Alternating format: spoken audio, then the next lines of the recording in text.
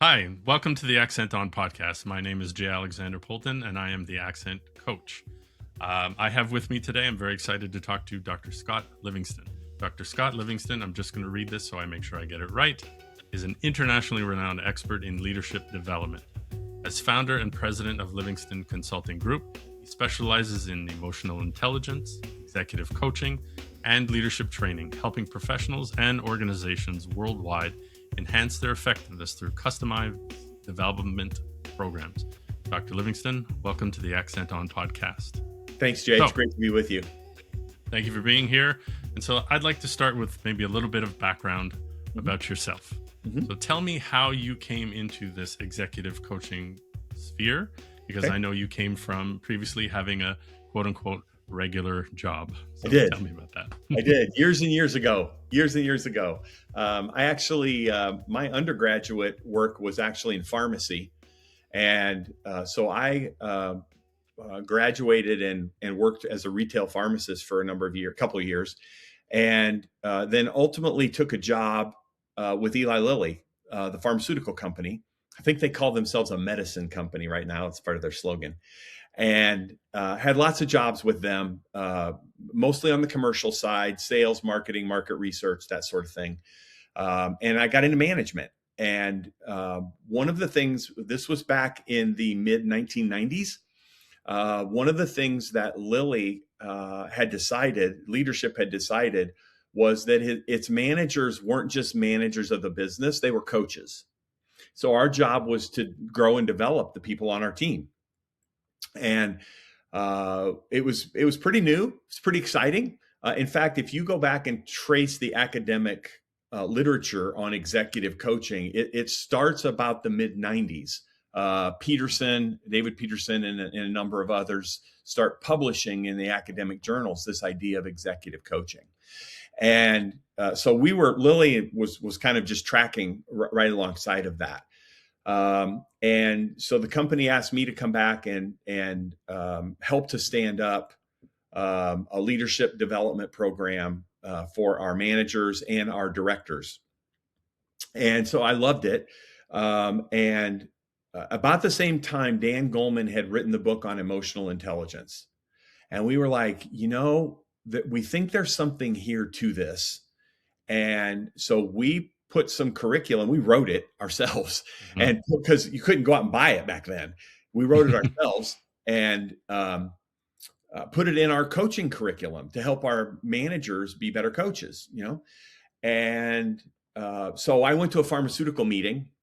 All the pharmaceutical companies, the managers, and get together and they talk about what they're training, and one of those big meeting kind of things.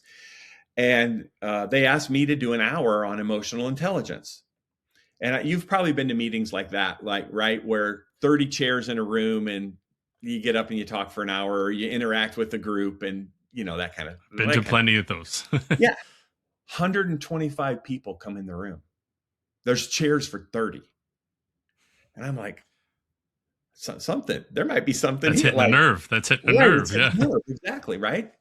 And so I did something at that time that nobody had ever really done at Lilly. Not too many people, actually. I left and started my own company. And I started training around emotional intelligence. And I was training at a biotech company on the East Coast. And one of the VPs walked up to me after the training and said, "Do you do any coaching?" And like any good consultant, right? You say, "Yes, I do." And I'm going to figure, of course I do. I mean, this was back really before the ICF was as big, and this was a time where it really was the Wild West. Before coaching became a buzzword. Yeah, exactly. And people were just doing it. There was no discipline around it. It was, and so I said, "Yes, I do." And then I went out on the internet and started searching for methods, and I started doing some research on it. Right. And so I started coaching alongside the emotional intelligence training. And for me, in my story, Jay, I had picked up an MBA when I was at Lilly, but it became really apparent to me that that in order for me to coach at the highest levels in the organization, because I'd never sat in the C-suite, I was going to have to do a terminal degree. I was going to have to do the doctoral degree because Okay. there was a credibility thing. Like, well, who are you to coach at the C-suite when you've never been there? And True. the way to do that was to, have the terminal degree. So that's what I did. Hmm. So I think at Nice. age, gosh, I don't know, 43, 44 years old, I went back to school and Wow. wrote a PhD and in executive coaching. So I studied wisdom in executive coaches and this idea of wisdom, and it was really great. And at the time, it Re- was the largest study ever done with executive coaches. I don't know if that's still true or not, but um, yeah. So that's sort of how I got into it, and then I've just grown a business around it, really executive coaching and emotional intelligence. And my research interest now, I also teach in a PhD program, and my research interests are in change, innovation, and how artificial intelligence is intersecting with change and innovation. So I have a little bit of a research interest in that, but I'm really still an executive coach at heart. There's a lot of change going on out there in the world. As people come back into the office, they're getting used to these new tools. They're going back into offices after Yep. that wonderful COVID came and Yep. changed everything. I think we're Yep. on a different timeline. COVID changed everything and sent us on a different timeline. Yep. So you've seen actually a lot of different changes over the years, from the rise of the internet in terms of coaching it through the 90s and 2000s. Yeah. And now we have the rise of AI.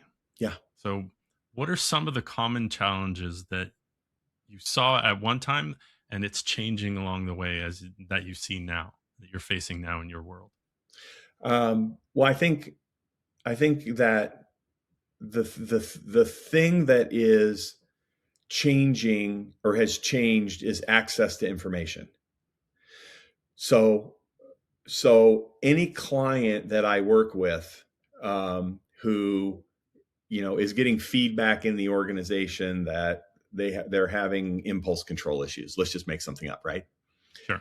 They can put that into ChatGPT and they can get a recipe for how to get better at impulse control. Yep. That was not you had to go through books and journal articles years and years ago, right? So it's instantaneously available. What's not different, Jay, is they have no idea how to execute around this list, nor hold themselves accountable, nor have a partner to talk with to figure out what this list really means. So we had the knowledge is there, Hmm. but how to execute on the knowledge for me is just the same as it used to be. How many times do I see that in terms of what I do as an accent coach? People have all kinds of apps and how to get rid of this, how to do that.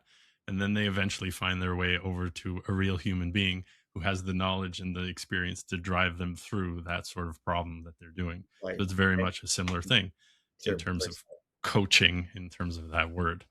So that's a big evolution from where we've been to where we are now.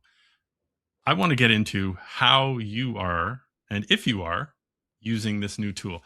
Because let's talk a little bit about the tools that were out there before and how you've seen that evolution. Because back in my regular work days when I was in an office, I've been through some of those training modules. I think I'm a blue in terms of the Myers Briggs. Okay. I'm a blue, which is very fitting. But everybody went through that sort of thing and had the outcomes come from that. Then we went on Sure. with the coaching and did the Sure. coaching there. So, what are you seeing now in terms of how AI is changing this landscape for you and what you do? And how does it kind of support Yeah. your results? Yeah. The work I'm doing with AI specifically these days is around change and innovation. Mhm. And so do you remember, I mean, there used to be this whole thing where let's get a team together. We need to innovate. Let's get a team together and let's go brainstorm. Mm. How many And times I've heard that? how many times have you heard that, right? And in fact, I just had a client yesterday who said he was going to get his team together and they were going to do some brainstorming. And the trigger in my mind, I mean, Jay, it's kind of interesting. The one thing we know is brainstorming does not work. Yeah. In fact, you look at the psychology literature and we don't even study it anymore. It's not interesting academically because it's such an abject failure. It's not interesting for the people going through it too. No, right. Everybody's like, oh Yeah. God, we're going to a 2-day brainstorming. What a waste of time. Everybody like it's just right. So I think so what we're trying to do is we're trying to take models for innovation that have been shown to add value or validated. So like, for example, one of the models is SIT. It's SIT. It's called systematic inventive thinking. And there's a methodology around it, right? So it's like,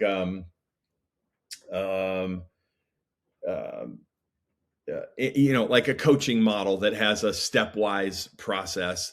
This innovation model has a methodology to it. And when we worked with it, we would go in and we'd work with teams for a couple of days, get all the questions, get all the assumptions. We would work all night long, and then we would help others on then we do the innovation on day 2, right? Yeah. What AI has been able to do is I can take that same team, and what used to take 2 or 3 days, I can do it in about 3 hours. And teams walk away with ideas, and they have to answer some questions. The questions still are, can we do this and should we do this? Those are really important questions in innovation, because anybody can innovate. It doesn't mean you can do it, and it doesn't mean that you should do it, right? You got to answer those questions. But I think what AI has been able to do is in a much quicker frame get groups to a place that they that would have taken days. That to me is the real value proposition right now. Going to an executive and saying, I can help you with your problem in a week versus 3 months. What's the biggest sitting problem? And talking. And even if you think about like Kaizen projects, in all the engineers do Kaizens, and they have green belts and they're black belts in these change or in systems process kinds of things, change process things. The engineers that I've worked with say that like an AI tool like this will take a Kaizen project from 4 weeks to 10 days.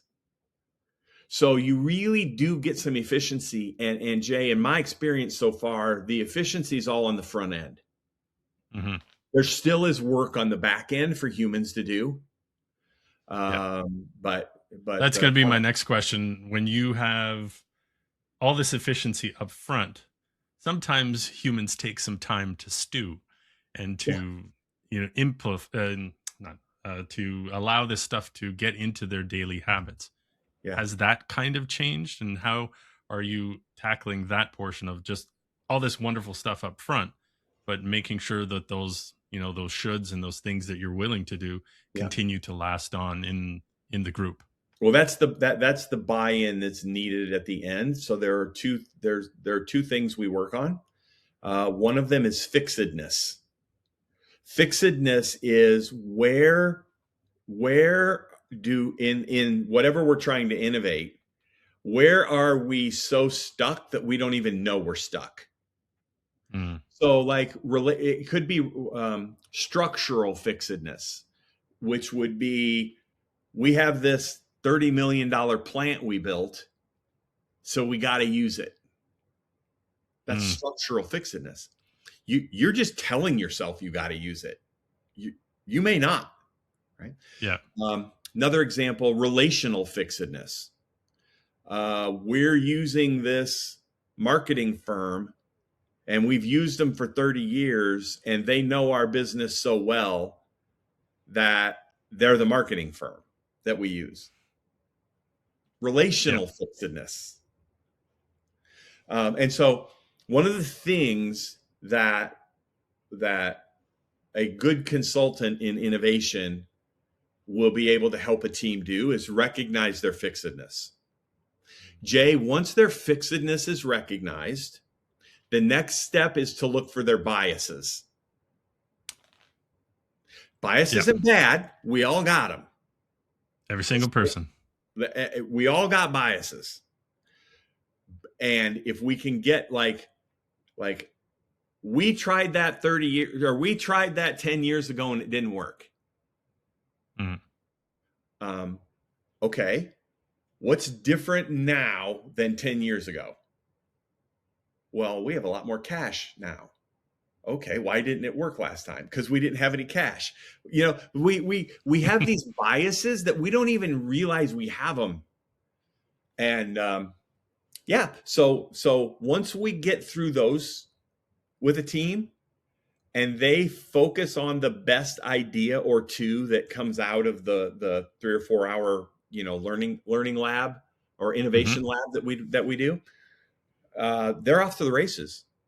And then they either need support from a person like me or they don't, because quite frankly, they're the experts in the system that they're trying to improve.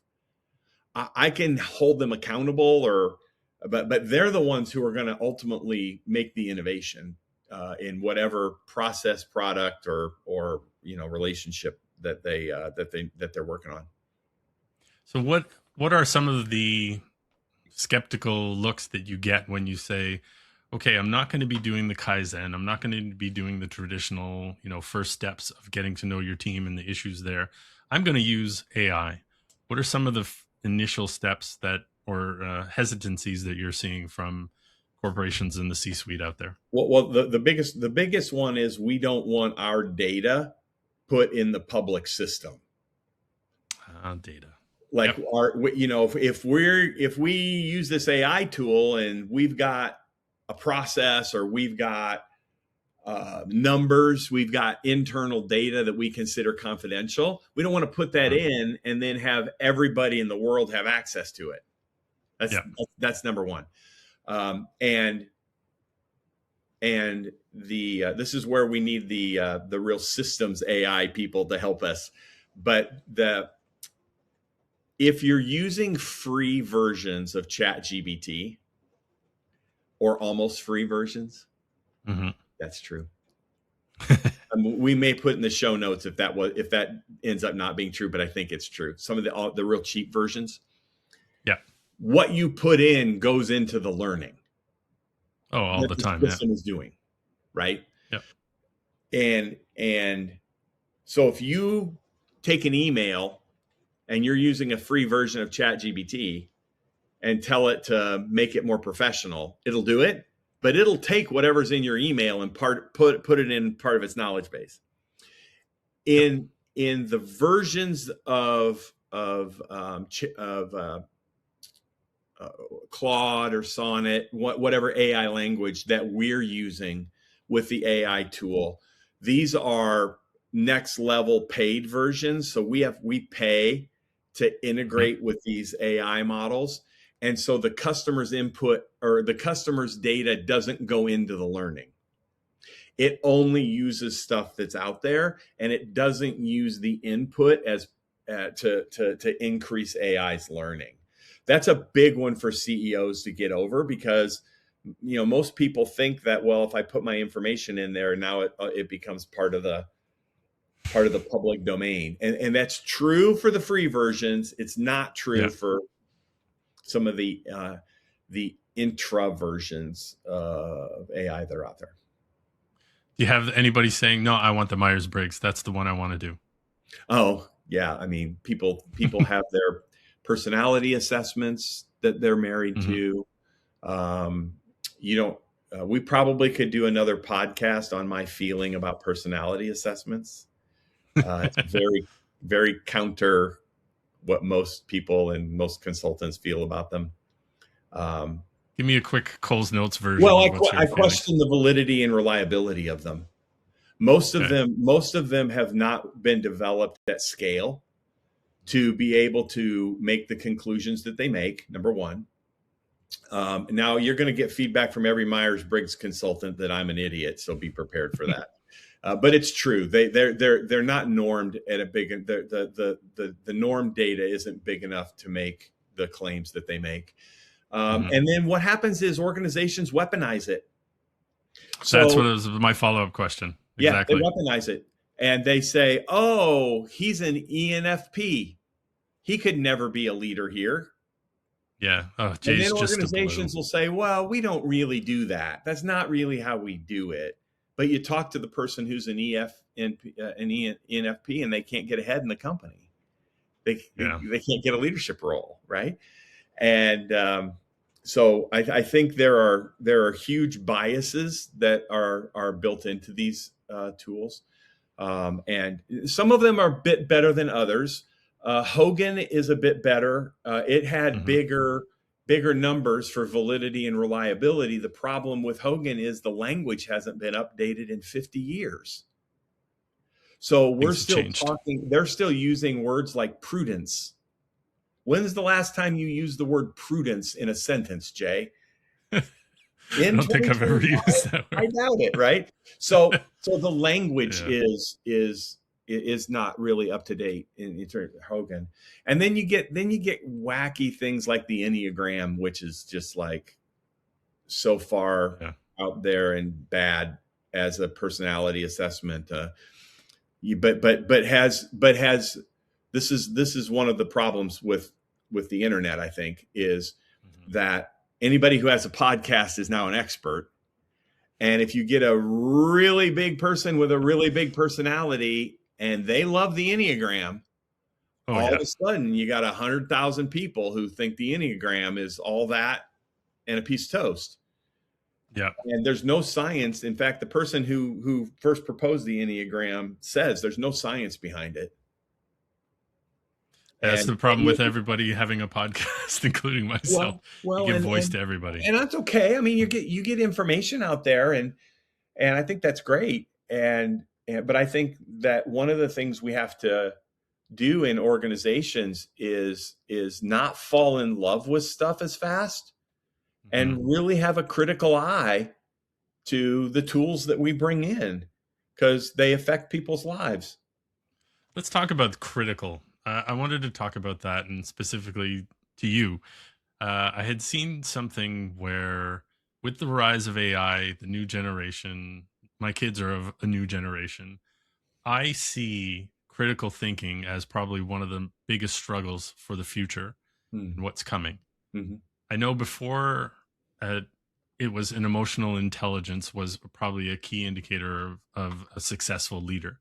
Yeah. What are those values that you see that are going to be the ones that are on the rise for the future generations, given what my kids are currently going through and what I can see? Yeah, I don't think it's changed. I think it's changed. No, I don't. I think it's emotional intelligence. I think it's critical thinking and decision making, Mhm. and it's ultimately what I would call wisdom. Mhm. Just it's just because it's almost back to that should we? Just because I can go do something, is it in my best interest to do it? So Mhm. it becomes, what are your values? This is all part of the wisdom discussion, right? What are your values? What do you value? How do those values play out? How do you know it's a value for you? Mhm. Because you don't know something's a value for you, Jay, until it's put into conflict with another value. True. So you may value work and you may value family, but until you put those two values in conflict with each other and which one wins, you don't really know Yeah. what you value. And so Amen. I think that not enough leaders spend enough time thinking about those things, Hmm. so that when times get tough, we value our employees. But when times get tough, we'll lay off 15% of our workforce. It's a so that very we relevant question these days. it's Yes. very relevant, and it's hard. I'm not saying it's easy. I'm not saying any of it's easy, but I think it's worth consideration that so I think leaders for our kids, my grandkids and my kids who are Mm. in the mix of all this right now, I think it is emotional intelligence. I think it is um, critical thinking and decision making, and I think it's wisdom um, that are the key drivers for society. It's going to be the key driver for success in the future. Yeah. That's what I keep telling my kids is I Yeah. remember I was raised on critical thinking, and then I went to school in liberal arts. And I always think that was one of the main driving factors for who I am today.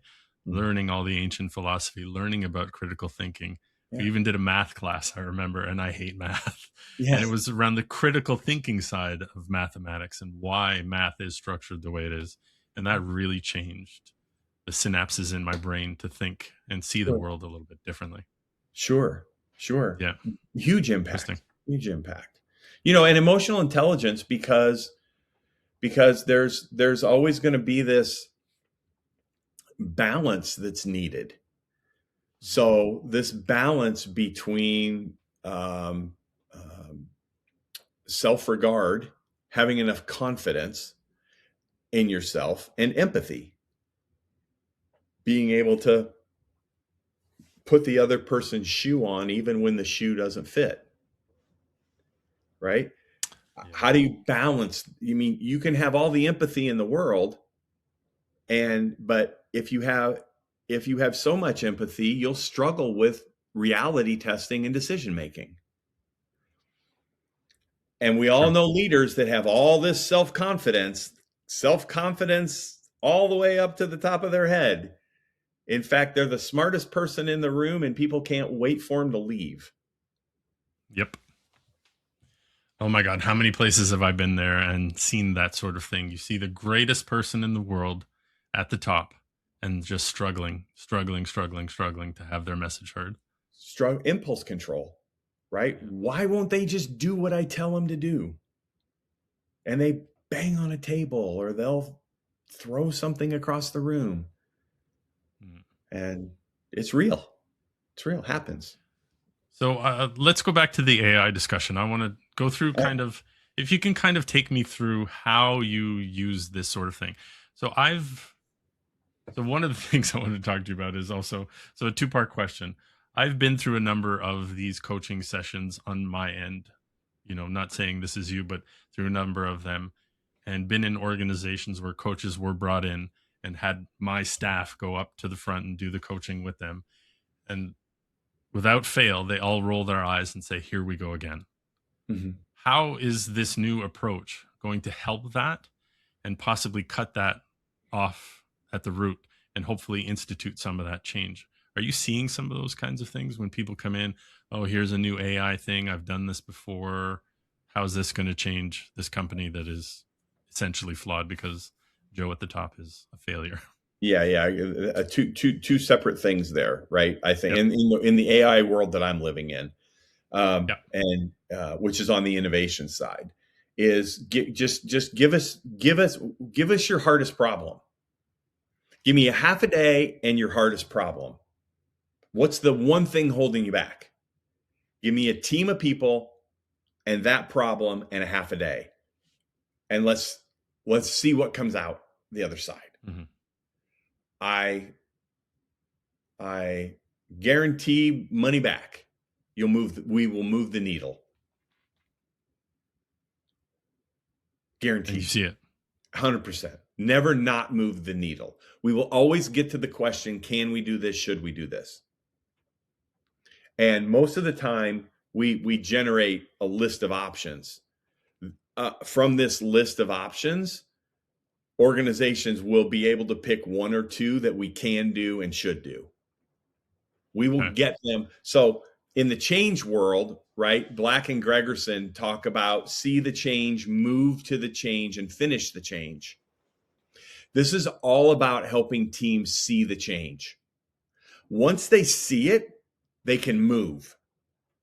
Mm-hmm. If they can't see it, we're not going anywhere. This is all about helping organizations see. Okay. And AI is that driving force that helps you to do that. What's the time?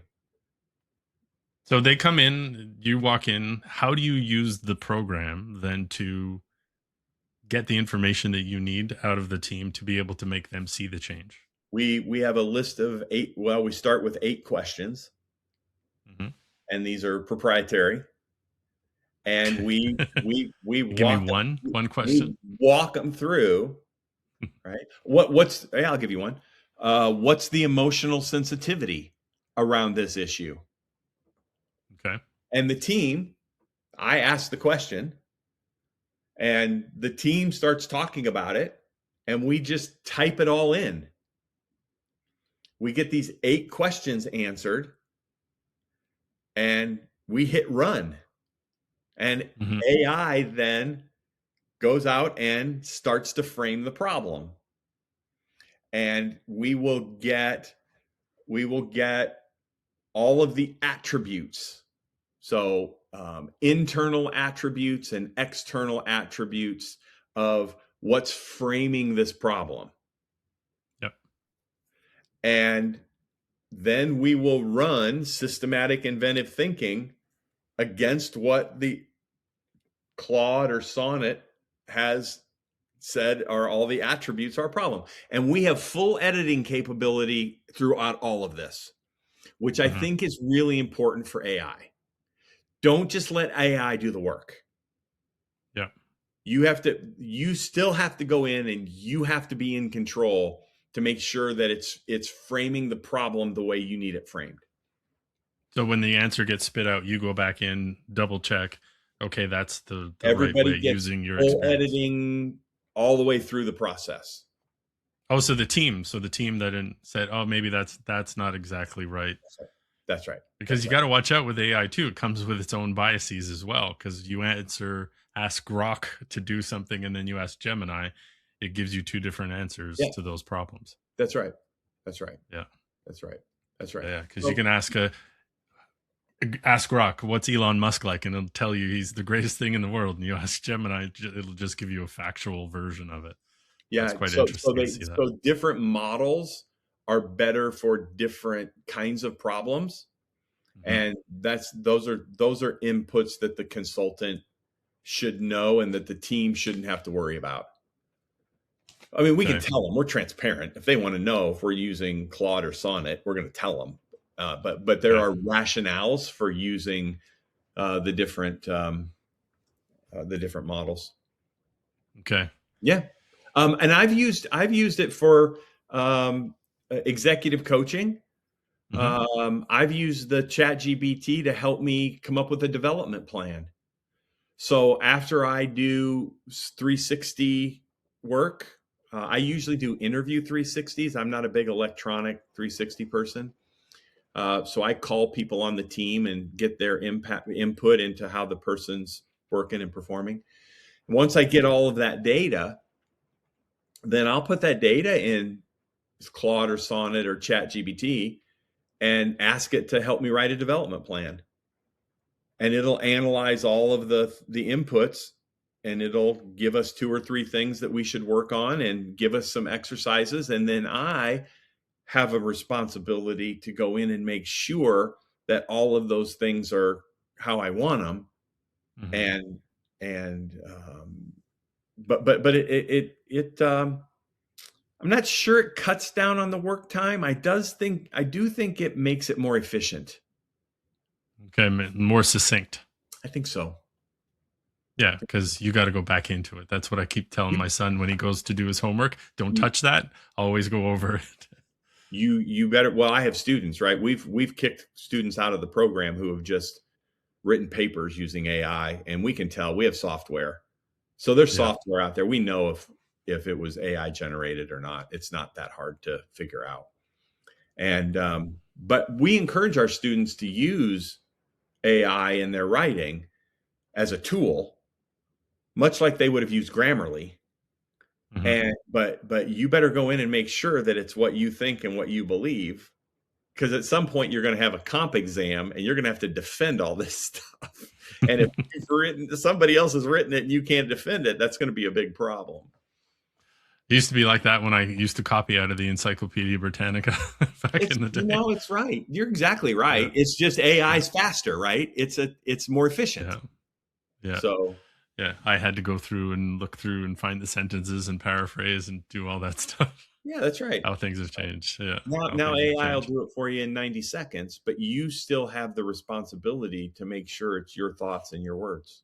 So, yeah. So, with all of that stuff coming on, is there any challenges that these executives are seeing that are particularly different in the coming years that are going to happen in the next 5 to 10 years that are going to be top of mind for executives as this starts to come?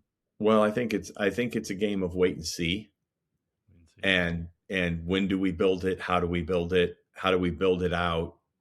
How do we a lot of organizations I think are want to do their own internal AI things, and do we have the chips? So I think there's some technology barriers right now.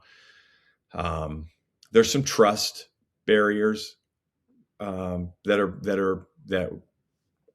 are being worked through. What do you mean by that? Trust barriers? Well, do we want our data? Like, what's the sensitivity around our data? Healthcare companies, I think, do you want your medical information as part of a large database? And, how do you do that? So I think there's all kinds of those things that are still being worked out. It's in its infancy right now. The data centers aren't big enough. The chips aren't fast enough. There's not enough power to power the needs. They're talking about companies like GE Vernova and nuclear energy to power some of these data centers, and all that stuff I think still has to get worked out. It's only going to grow. It's only going to grow. I have several clients who are in the AI field like this. Yeah, I think you're right. It's only going to get bigger, and it's going to happen. So the question is, how do we use it and serve the people we serve? You and I work with executives, and so do I think we will be replaced by AI? Probably not. We better know how to use it, though, because it will make us more efficient and probably will make us better coaches on the other end of it.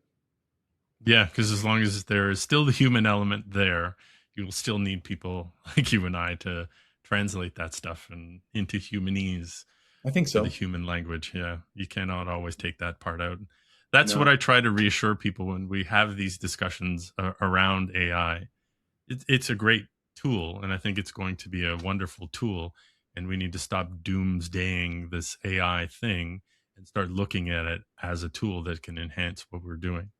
I hope to have him on the podcast to talk, is looking to the future of AI and quantum AI and what that's going to do to the world and how that could transform the coaching world and give back to society in a way. So it's going to be an interesting kind of future that we're looking towards. It will be fascinating. I'm so glad I got to talk to you about it, how you're incorporating AI into your leadership, executive coaching, and how it's transforming the coaching world out there, and hopefully making all those people that are going back to the office feel a little bit better, and that everybody's got everybody's best interest in mind. Yeah, find a way to use the tool to make you better at your job. Mm-hmm. That's what the calculator did when it replaced the abacus, right? Yeah. It made us better at doing our job, and so that's the. I guess it replaced the slide rule. I left one out in the middle of that whole process. But that's what every great new technology does. You have to do. It was paper and pencil when I was in school, and now it's keyboards and laptops and iPads and smart boards and all that kind of stuff. It's going to, so what's the best way to use it? Not should we use it? I think that ship has sailed, frankly. Yep. That ship has sailed. And so what's the best way to use it? Amazing. Dr. Scott Livingston, I thank you for taking the time to be here on the Accent Podcast. Is there anything else you would like to say? Jay, all the best to you. Have a wonderful holiday season. Thank you very much, Scott. I'll talk to you soon. Take care. All right. Thank you for joining me. Pleasure.